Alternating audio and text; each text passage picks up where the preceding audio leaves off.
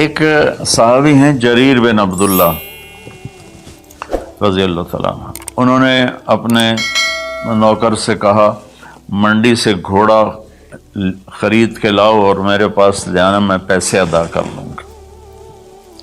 تو وہ منڈی گیا اور 300 میں گھوڑا کی رقم طے کر کے لے کر آیا اور کہا حضرت 300 میں خریدا ہے، آپ پیمنٹ کر دیں۔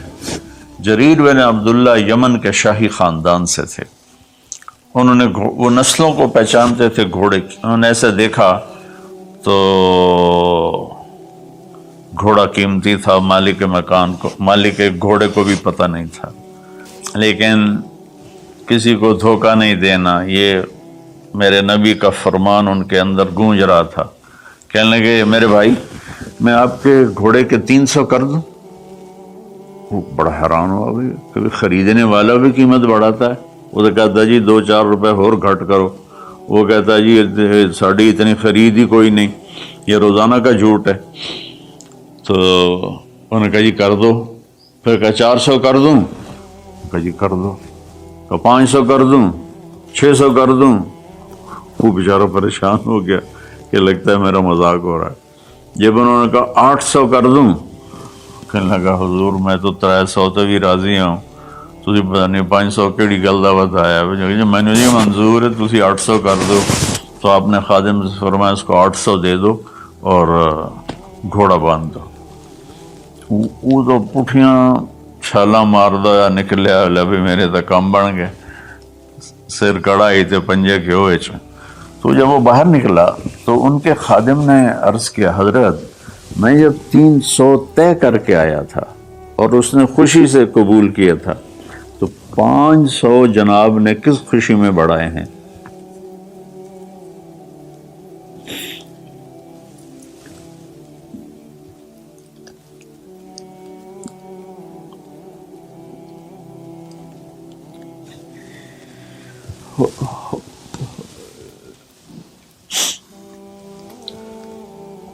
تو آپ نے فرمایا کہ میرے دوست اس کا گھوڑا 300 کا نہیں تھا، 800 کا تھا، اسے اپنے گھوڑے کی قیمت کا خود بھی پتہ نہیں تھا، تو میں 300 میں لیتا تو یہ دھوکہ ہوتا، اور میں نے اپنے نبی کے ہاتھوں میں ہاتھ دے کر عہد کیا تھا، میرے نبی نے مجھ سے فرمایا تھا جریر زندگی بھر کسی کو دھوکہ نہ دینا، سب کی خیر خواہی چاہنا۔ دوسری صفت میرے نبی نے فرمایا حفظ امانت، کسی کو دھوکہ نہ دینا۔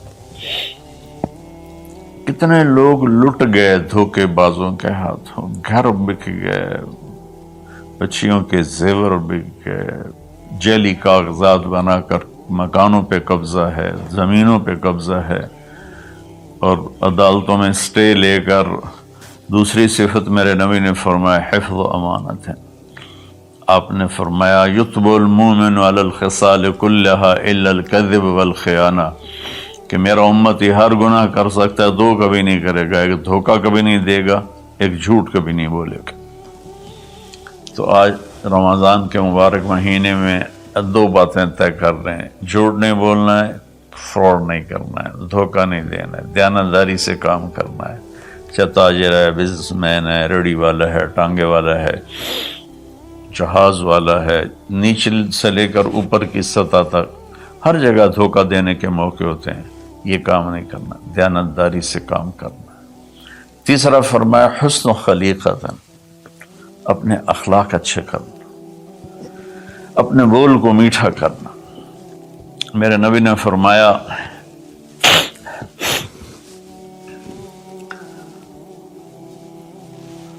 معاذ تمہیں اپنی شریعت کا خلاصہ بتاؤں؟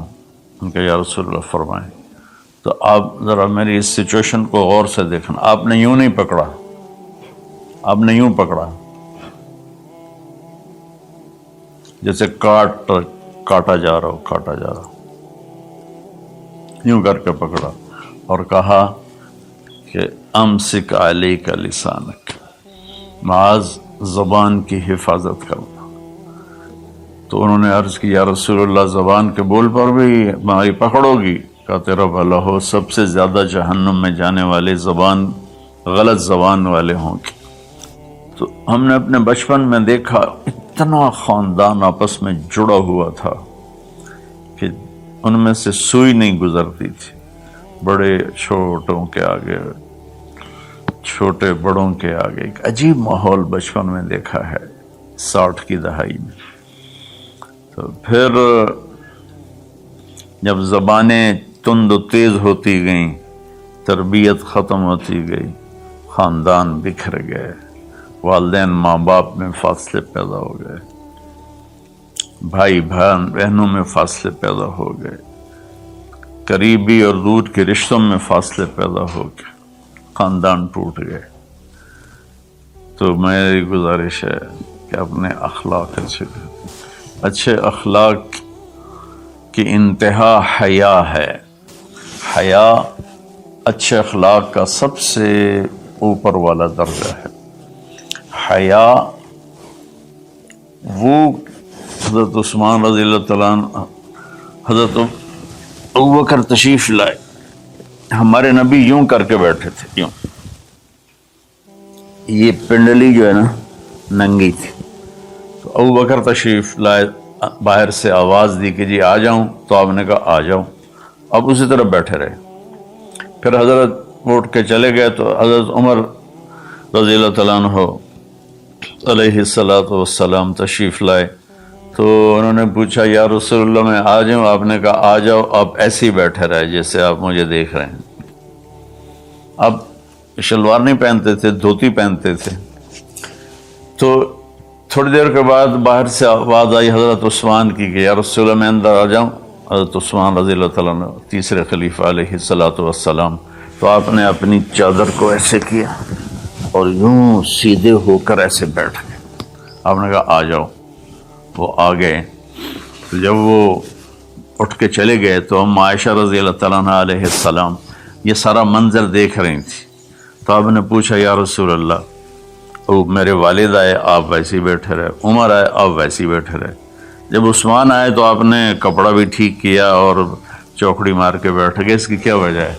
کہا عائشہ عثمان بڑے حیا والا ہے، یہ اتنے حیا والا ہے کہ اس سے فرشتے بھی حیا کرتے ہیں، تو میں کیوں نہ کروں؟ اگر میں اس طرح ہوتا تو وہ مجھے دیکھ کے ویسے ہی واپس چلا جاتا، وہ ایسے حیا والا ہے۔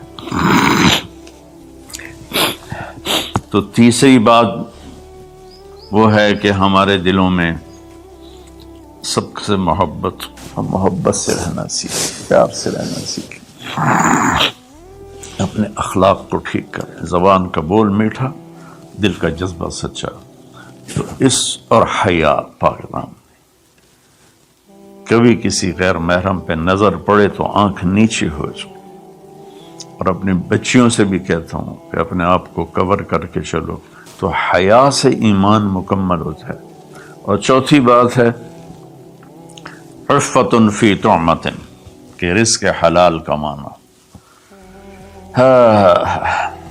رزق حلال کے بارے میں فرمایا من امسا کالم بعمل یدہ امسا مغفورا لہ، جو صبح سے شام تک حلال کمانے میں تھکتا ہے اس کے اس دن کے سارے گناہ معاف ہو جاتے ہیں۔ میرے نبی نے فرمایا جس نے دنیا کو طلب کیا، من طلبت دنیا حلالا، رزق حلال، سعیاً علی اہلہ، بچوں پر خرچ کرنے کے لیے، تعطفاً علی جارہ، غریب پڑوسیوں پر خرچ کرنے کے لیے، استعفافاً عن المسألہ، اور ہاتھ پھیلانے سے بچنے کے لیے۔ جو آدمی رزق حلال ان چار چیزوں کی وجہ سے کمائے گا، اللہ تعالیٰ قیامت کے دن اسے اس طرح اٹھائیں گے اور اللہ سے ایسی ملاقات ہوگی کہ اس کا چہرہ 14ویں کی رات کی طرح چمکتا ہوگا، صرف رزق حلال۔ کئی گناہ ایسے ہیں جو عبادت سے معاف نہیں ہوتے، وہ رزق حلال میں تھکنے سے معاف ہوتے ہیں۔ سعد بن معاذ بیٹھے ہوئے تھے ایسے کر کے آپ کی محفل میں، تو آپ کی نظر پڑی ان کے ہاتھوں پر، ہتھیلی پر، تو اس میں نشان تھے، مزدور کسی چلاتے ہیں تو نشان پڑ جاتے ہیں۔ تو آپ نے کہا سعد یہ کیا ہے؟ کہ یا رسول اللہ مزدوری کرتا ہوں بچوں کے لیے اپنے باغ میں، تو وہ میرے ہاتھ سخت ہو گئے۔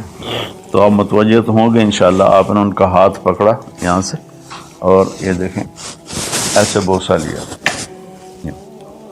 پھر کہا بچوں کو حلال کھلاتے ہوئے جو ہاتھ ایسا ہو جائے گا اس پہ جہنم کی آگ حرام ہو جائے گی۔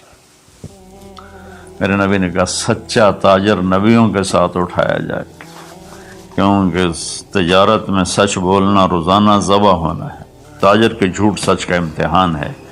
باقی اپنی زندگی میں بھی بھائیو رزق حرام سے بچو، رزق حلال کماؤ۔ حلال تھوڑا بھی برکت والا ہے اور حرام زیادہ بھی تباہ کر دیتا ہے۔